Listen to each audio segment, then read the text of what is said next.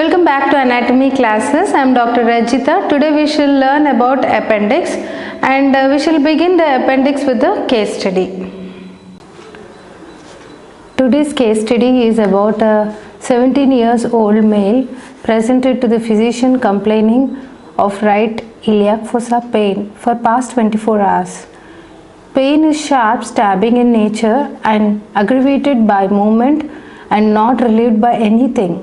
Associated symptoms nausea, vomiting, loss of appetite and no fever. And on examination of abdomen was soft and lax and there was no symptoms of organomegaly and there was tenderness in the right iliac fossa. After completing other lab test and ultrasound scan, the patient was diagnosed as acute appendicitis.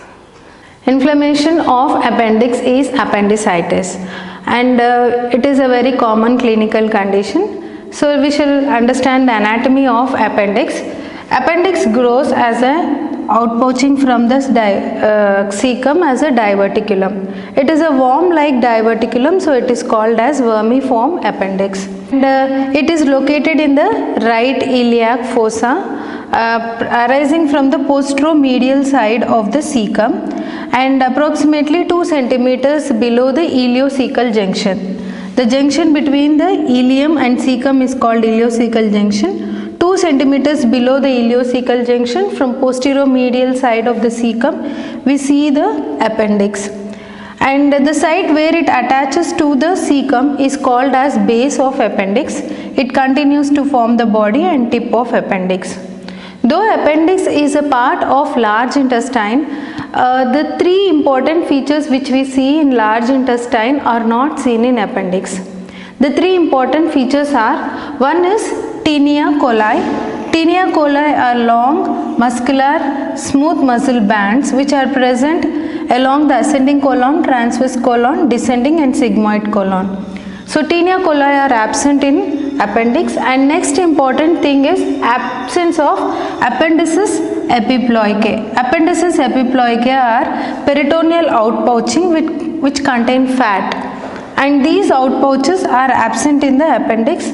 And next important thing is absence of these seculations.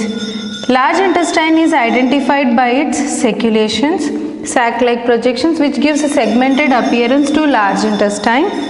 So seculations are also absent in the appendix. So appendix is devoid of these 3 important features of large intestine. And let's see its location.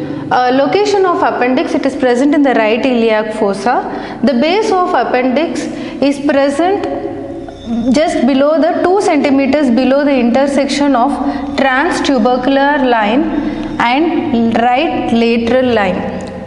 First we will see how to draw the right lateral line. Right lateral line, it is crosses the 9th costal cartilage, tip of the 9th costal cartilage vertically runs down. It is present along the lateral border of rectus sheath. And transtubercular plane. Transtubercular plane is the line drawn between the 2 iliac tubercles, lies at the level of L5, lumbar vertebra L5.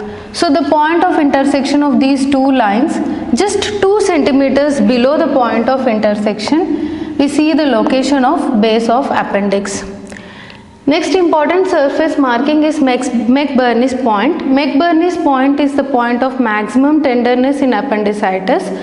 So we have to draw a line on the right side of the abdomen between ASIS to, that is the anterior superior iliac spine. From ASIS to umbilicus, draw a line. So we have drawn a line between ASIS to umbilicus. Junction between the lateral 1/3 and medial 2/3 of the line. Lateral 1/3 and medial 2/3 of the line, the junction between them, it is called as McBurney's point. The point is called as McBurney's point, which is the point of maximum tenderness in appendicitis. So this is about the surface marking of appendix. Let's see the gross anatomy of appendix. The base of the appendix is the attachment of appendix to the cecum, which approximately lies 2 centimeters below the ileocecal junction, and inside the appendix opens into the posterior medial wall of the cecum. So to show the orifice of appendix, we remove the anterior wall of the cecum here. So after removing the anterior wall of the cecum, we can see a orifice of appendix. And this orifice approximately lies 2 centimeters below the ileocecal valve. Below the ileocecal valve, it lies 2 centimeters below the ileocecal valve. And this orifice is guarded by a valve which is a fold of mucosa called as valve of Gerlach. And it continues into the lumen of appendix, which ends within the tip of the appendix as a blind pouch. The appendix has got the body and the tip, and the position of the tip of the appendix varies in different individuals, and the length of the appendix is approximately 2 to, it may vary between 2 to 20 centimeters in length, with an average of 9 centimeters in length. So let's see the positions of appendix based upon its tip. So the tip position, the first position here we are seeing paracolic position, which is also called subcecal position, present at the 11 o'clock. So this is present at the 11 o'clock position, and it is present in 2% of individuals, and it is present behind the cecum on the lateral side. Next, the most commonest position is the retrocolic position. Retrocolic position is called as 12 o'clock position, and it is present among 65% of individuals. The next position is called as splenic position. Splenic position can be classified as 2. Splenic position, the tip is directed towards the spleen, so it is called as splenic position, and it is 2 o'clock position, and it is of two varieties. One is lying in front of the ileum, then it is called pre-ileal, and the other one goes behind the ileum, which is called as post-ileal. So pre-ileal and post-ileal are the positions towards the called as splenic position, and pre-ileal position is the most dangerous because it is towards the peritoneal cavity. So inflammation of appendix can spread easily into the peritoneal cavity. And next is the 3 o'clock position, which is called as promontoric position, where the tip of the appendix is towards the promontory of sacrum. So it is called promontoric position. Pelvic position, which is present in 31%, that is the second commonest position of appendix, which is called as pelvic position, which is 4 o'clock position, directed towards the pelvis, and in females it is towards the right uterine tube and broad ligament of uterus.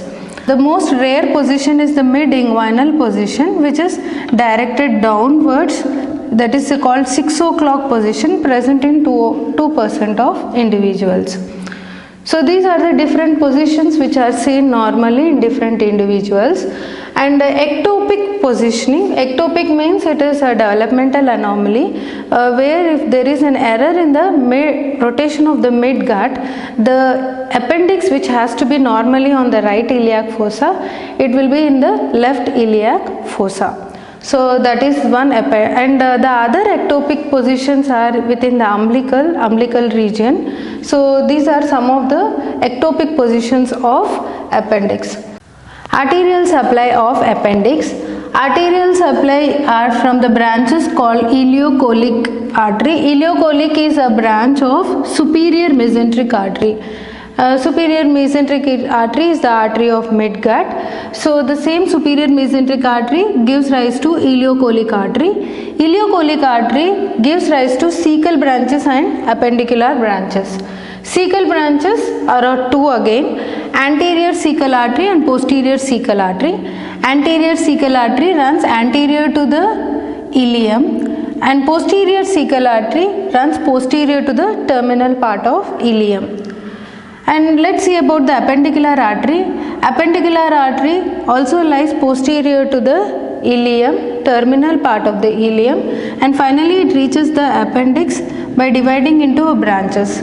Appendicular artery is an end artery and the tip of the appendix is less vascular.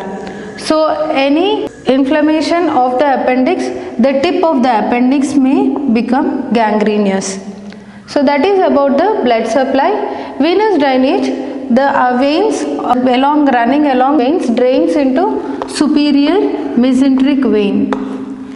And lymphatic drainage of appendix, it is drained from ileocecal lymph nodes which further drain into superior mesenteric lymph nodes.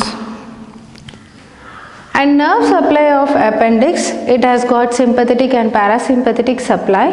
Parasympathetic is by right and left vagus, both the vagus supply the appendix, and sympathetic supply, they are formed superior mesenteric plexus, and this superior mesenteric plexus are derived from the spinal segment T10.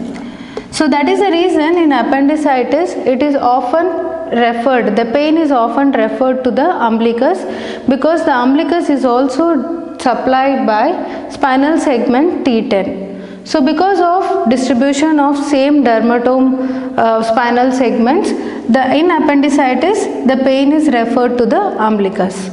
So this is about the blood supply, lymphatic drainage and nerve supply of, and we shall go back to our case and see some applied anatomy related to appendix.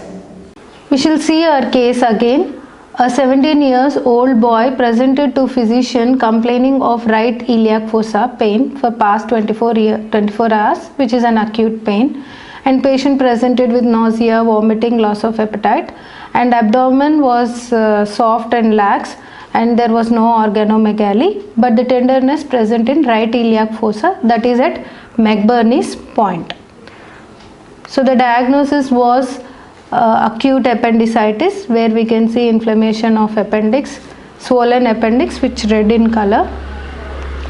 This is an ultrasonic picture showing an inflamed appendix. Inflammation of appendix can also be resulted due to some anatomical factors.